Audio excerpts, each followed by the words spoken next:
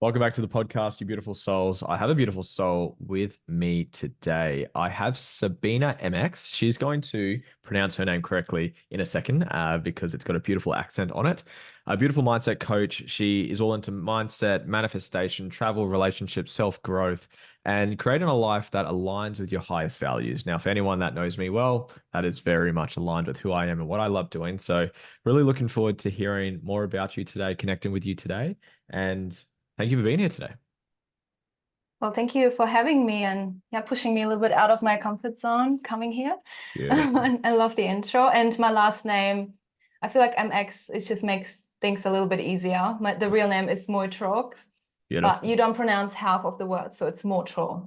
Yeah, But no one gets it right, so I love it. I yeah. appreciate it. And I butcher most people's names without an accent or a different language. So thought the MX would be sufficient. So Sabina, thank you for being here. I really do appreciate it. My question for you, well, we'll go into your story after this question. Like, obviously, we've connected in person with your beautiful partner, Zach.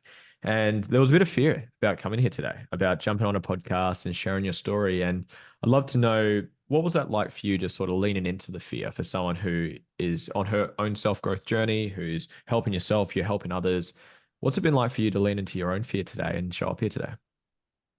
Yeah, I just love that I was sharing that I have a little bit of fear of speaking on my Instagram or my stories, and you, so you are like, let's come on the podcast. So it's like a really big step, but I'm so glad to be here now, and I hope it inspires people as well to just really get out of their comfort zone and just do things like that. For me, I feel like it's not that I'm really afraid of speaking. It was more that I was avoiding it because I felt like I had an accent when I came to Australia. I just felt like I just couldn't articulate things the way I really wanted. It sounded, sometimes it can sound a little bit harsh the way I say things just because I am from Germany. So I was avoiding it for a long time and it became a much bigger thing than it actually was. And I feel like with fear, it's not the actual thing we're afraid of, it's more what we think it's gonna happen. And the more you avoid it, it feels like a threat to your brain. So if you actually keep doing it, that's what I'm doing now, and I'm focusing on this year. Just keep doing it until it just becomes a habit and it's just not a big thing anymore. That's beautiful. Really, really well articulated. What was it, if you were to go really micro on that? I know it can or can't be a small example, but from the moment where I threw it out there, because like you said, you mentioned there was something like a fear of like talking on your story. So I was like, you know what, let's just jump on the podcast. Let's just rip the band-aid off. So from the Love moment of that. you actually hearing that and maybe whatever came up for you to actually be here today, was there like some self-talk that went on? Was there like some sort of internal coaching on yourself? Like what made you go from what I saw anyway, is that initial sort of like fear response to being here right now. What was that like for you to maybe share some lessons along the way for other people who I guarantee experience the same thing? For me, it was honestly just doing it. I was just thinking, I want to actually challenge myself. Like in the last few months, I did a lot of new things, like salsa dancing, for example. And it doesn't sound like a big thing, but if you actually put yourself in a completely new environment where you have no idea what's going to happen, and if you have to dance with someone else that you don't know, you have to learn all these new things. It's actually so interesting to see how you are in such an environment. How do you show up? Like, how do you, like, do you just say, oh no, I'm bored, I'm not going to go ahead, or you're going to keep pushing through until you become better? Because that was for me, it was really uncomfortable at the start, but I kept pushing through and it became a lot easier. I was a lot more confident. And I think it's like that with anything you do. You just don't have to be afraid of being bad at something initially, because you just keep doing it and you just get better at it. Like with you, you've been doing the podcast for a little while, and now it's just so much easier for you. I'm sure it was a little bit of a challenge in the beginning, but the more you keep doing it, the better you get. Love it. And yeah, Beautiful. just Hey, let's go into your story. I don't know your story. We're talking just before we click record, and it's not something that I think you've shared very publicly or not much at all. So I'd love to hear your story. Obviously, I know very small pieces of it from our little conversations we've had, but yeah, what's the story of Sabina? yeah. Okay. Yeah, no, I don't really share the full story. I feel like it's more like what I'm doing right now, but no one really knows, okay, where is she from? Like, what is she doing? So I feel like I need to share my story a little bit more. I'm originally from Uzbekistan. So I was born in the capital city of Uzbekistan, which is a huge city, completely different than any Western cities that I know, completely different to Australia, completely different life. Um, and I lived there until I was 6 years old. Had a pretty nice life, to be honest. Like it was really wholesome. We didn't have much money at all. So completely different life. And then when I was 6 years old, my mum moved me to Germany. That's where I grew up. And I feel like I'm German now. So it's like my mother tongue now as well. I feel no one knows that I'm not from Germany. But coming to a different country at such a young age, I felt like I always had the ability to observe how different everything is. So instead of like, this is just how things are, I could see and I was questioning all the time, why are they so different? Why are things the way they are? And I just never understood it. And as you said in your event on the weekend, actually, the void drives the value. I felt like moving from such a big city into a tiny hometown in Germany, it just yeah, I just always wanted the freedom. I felt like really restricted. I felt like I didn't have any say in what to do because I have experienced the freedom before. And then living in Germany, I just could see, I felt like everyone was doing the same thing. And I thought, if I stay here, if I stay in my hometown, I'm just gonna create the same life that everyone else around me does. And I've always knew I wanted to live somewhere where I want to be. I didn't know it was Australia at the time at all. I just never thought about Australia. I just knew I wanted to be by the beach in a beautiful environment with people who are more like-minded like me, because I also felt very different and I was really different coming from such a different culture. So yeah, and that's what ultimately led me to leave Germany and permanently move to Australia, and I'm a permanent resident now. And yeah, I'm just creating the life that I've always wanted. Beautiful. How old were you when you, firstly, thank you for opening and sharing those parts of you. What brought you to Australia? Why Australia? How old were you? And what was the decision to come over here? Yeah, so first it was just a semester abroad. So I was still studying. I was just doing the whole thing, like going to school, getting a degree and things like that. And then I decided to do one semester abroad just to get better at my speaking English and things like and experience a different culture. Because by that time I forgot about moving. It didn't seem like a possibility anymore. I was like, I forgot about all that. And then I moved to Australia for one semester initially. And yeah, guess who was my roommate? No The way. first guy, one of the first guys I met in Australia was Zach. And I mean, I still didn't really expect to stay in Australia. So that kind of happened. And I just didn't have, it just all manifested in a way that I just couldn't have planned at all. And I just tried to resist it for a long time. So I still kept going back and forth between both countries. But yeah, So finally what was the ended up here. resistance for staying or going? Like, what was the resistance? Well, there was still me freaking out that I have to go get a real job and get a career. So there was always that kind of feeling that I always had. I'm like, I can't just stay in Australia and just do all these things. I have to, like, I have the degree. I have to I worked in business consulting and like all these serious, like the corporate jobs and things like that. So I felt like always I had to go back. Otherwise, I would be yeah, I just wouldn't be good enough. I just had to do what I was meant to do. But going back to Germany, I noticed how much I have changed and how much traveling has just shown me you can be so many versions of yourself, and you really get so caught up in where you live in your environment that when you actually go travel and you meet different people and you see all the possibilities, it's so hard to go back and yeah, not to go back to the life that you had before. Love it. You use certain words like manifestation, like mindset, like you felt like you weren't good enough. I obviously love mindset. That's a big piece of who I am and what I do. I'd love to know what started your journey into self-development. Was it through meeting Zach? Were you doing it? Was your parents into it? Like, what sort of started your journey into self-growth or self-development? And yeah, I'd like to know a little bit more about that. Yeah. To be honest, I've always felt different. It was really funny because I grew up in Uzbekistan, which was we didn't have any money at all, but I've always known I want more. Like I just had that feeling. I knew I wanted more. I was going to get it one way. I just knew it, and I was meant for more. We were all meant for more, and so I always had it in me. And then when I was a teenager, I read the book The Secret, of course, or I watched the movie. Yeah, I think I watched the movie, but anyway, it felt like remembering something. So I felt like this is true. This is right. I knew it was right. I just knew, even though it was super dramatic, the movie, but I knew it was right. I applied it immediately because as a kid, I used to manifest a lot of things. I feel like as a kid, you have that playful energy. So it's kind of could be easy to manifest things much easier. And I used The Secret to manifest my weight loss. So I lost a lot of weight, and then I knew, okay, this is working. I know there's something about that. So that's how my journey started. Beautiful.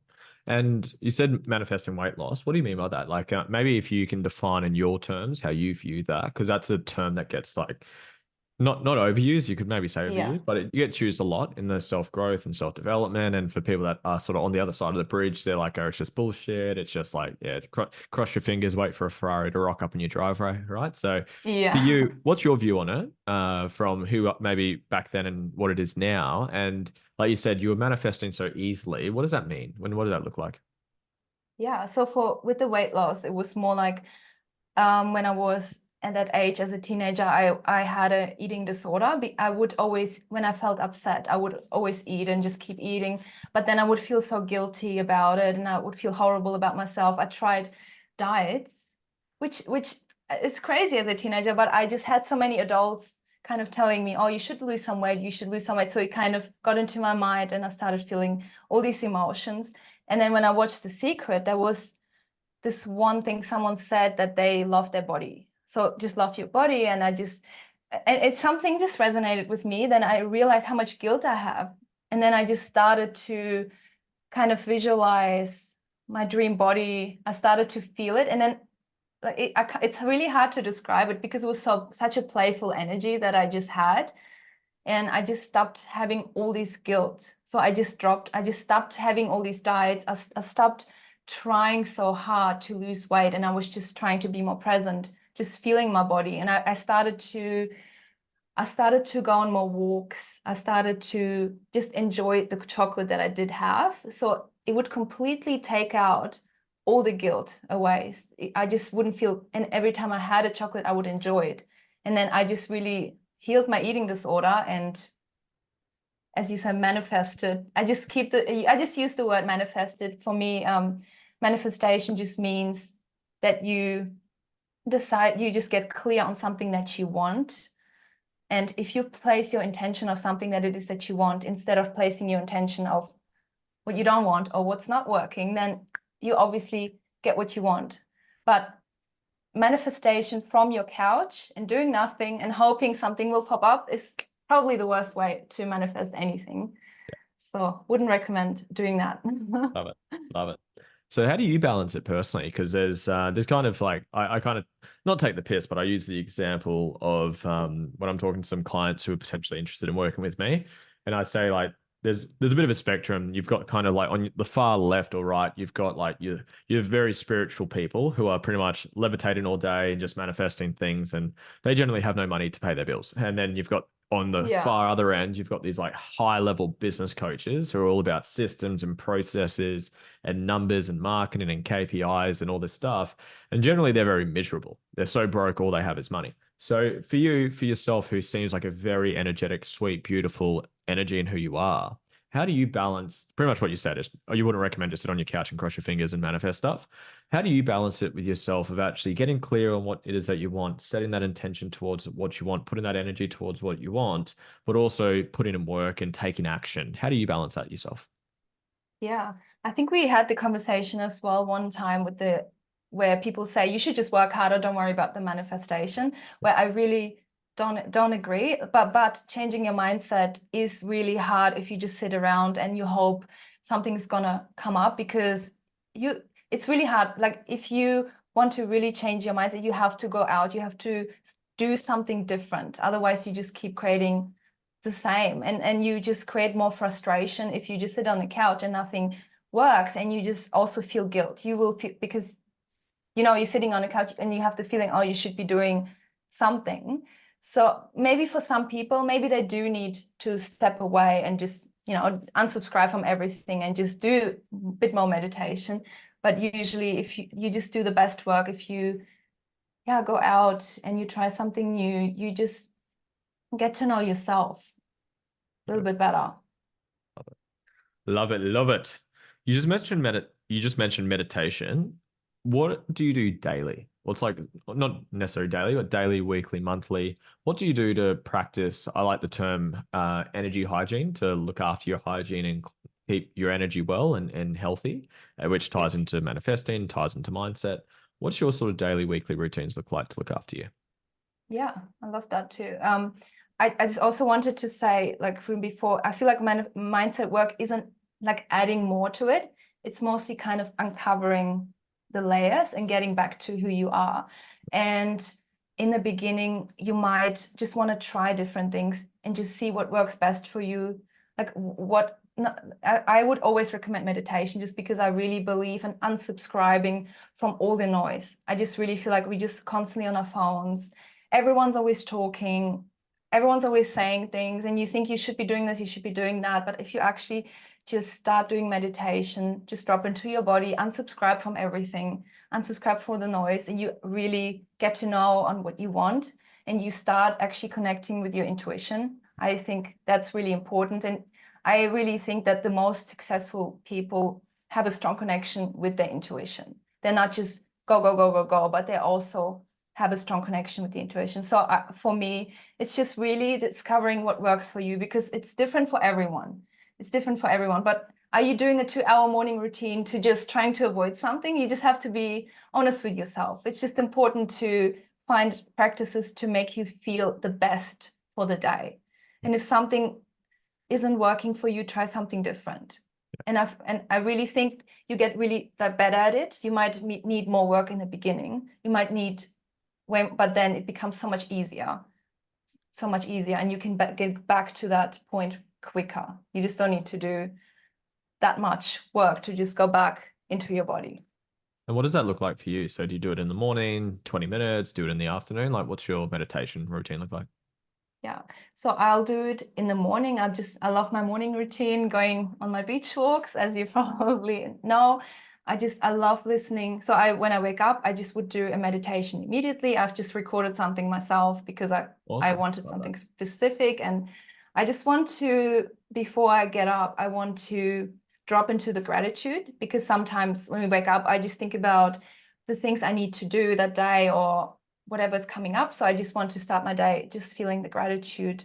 And then I usually have breakfast, go out for my morning walk. I love doing my walking meditation as well. There's one really good one by Joe Dispenza. I'm just really big on visualizing. Yeah. For me, that's a really big thing. And if I just use the morning to visualize what I want my day to look like and what I want to achieve, it's just for me the best way to start it. And then I like to do a meditation sometimes in midday, just if I feel like it's too much noise, Yeah. or I've been on social media too much, just because it's one of the jobs that I do is the social media managing and creating content. So I just do a little meditation as well. I love it. I love Joe Dispenza. He's Yeah. pretty much, I think he's number one in the world for bridging the sort of mystical and the science world together, like, and having all the Yes. science to back up the manifestation, the visualization, the walking meditations. I haven't done them in a while, Yeah. but I have gone through phases. I kind of go through phases of shit that I do Yes. and then stop doing and keep doing. With your routine outside of meditation, what else do you do for yourself, for Sabina? Yeah. I think physical exercise is just really important. I can't believe that 2 or 3 years ago, I wasn't even doing regular exercise. I can't believe it, because now it's just, I need to do it every day. I feel like moving your body, like I've always got my steps in, but I just didn't have a regular routine. So find something that you enjoy. For me, at the moment, it's Pilates and adding some weight training. So just find something that you enjoy, and you just know you will feel so much better. Like you will feel a lot better when you actually go and move your body, even if before that you don't feel like it. So yeah, I'm really big on that. I really like breath work as well, just because I think most of us, we're just not breathing in the right way. We Yeah. all have the really short breath. So I would also recommend having a look into that. That's what I also started doing. It made a huge difference. Love it. Love it. Love it. I'd like to go relationships. So you've got a beautiful relationship with Zach. You guys have been together for a while. We'll start quite broad, and then I've got some more specific questions for you. But how's the journey of being in a relationship? What's it been like for you? Yeah.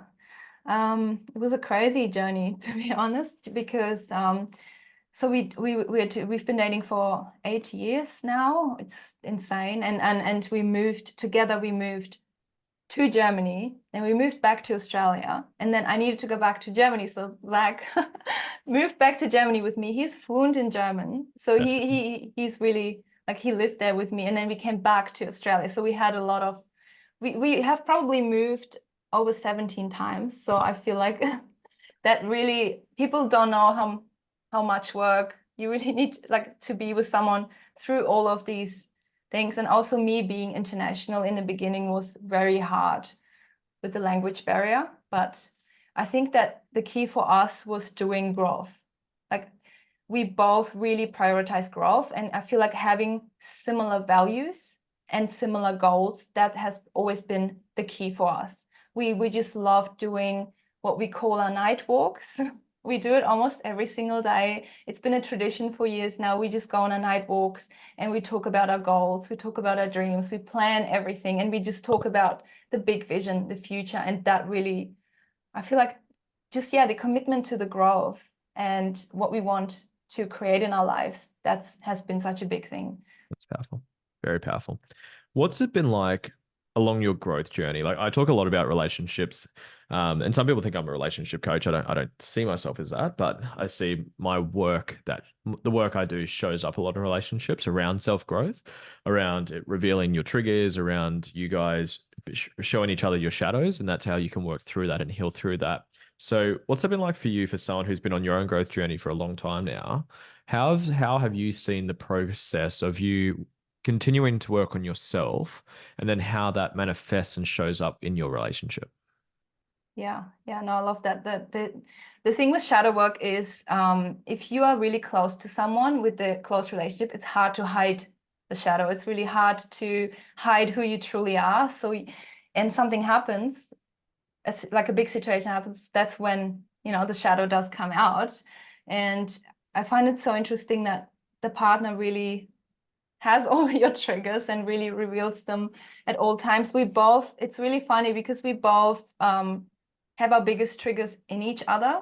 So it has been, but we have both been so willing to work through them. I think that has been the key for us. We knew about it, we were aware of it, and we just work on it. I feel like the communication is probably the most important thing, to just be open about it and not just talk about it, and have the self-awareness, emotional intelligence to know, okay, this is my trigger. This is something I need to work through, instead of getting defensive immediately and just withdrawing. Yeah, so I think communication and the willingness to grow together is just has been really important. Love it. How do you guys do it? Like, if you're, you don't have to go super detailed, say what you want to say, but how do you guys actually handle it? Like, say Zach triggers you or you trigger him. How do you guys actually communicate that? Because you're not one of the few, but like I would say healthy, conscious relationships are not the most common to come by. Like, there's a lot of people who are single, or there's a lot of people that are sort of cycling through the honeymoon. I say relationships have three stages: the honeymoon period, the triggered period, and then the sort of conscious growth period. And most people just cycle between stages 1 and 2. I definitely see you guys as in stage 3, where you're actually working through your stuff together. So if you're okay going there, what do you, how, say you trigger him or he triggers you, how do you guys actually communicate that? How do you hold space? How do you actually work through that so it doesn't just bottle up and eventually destroy the relationship, which is what happens to most people?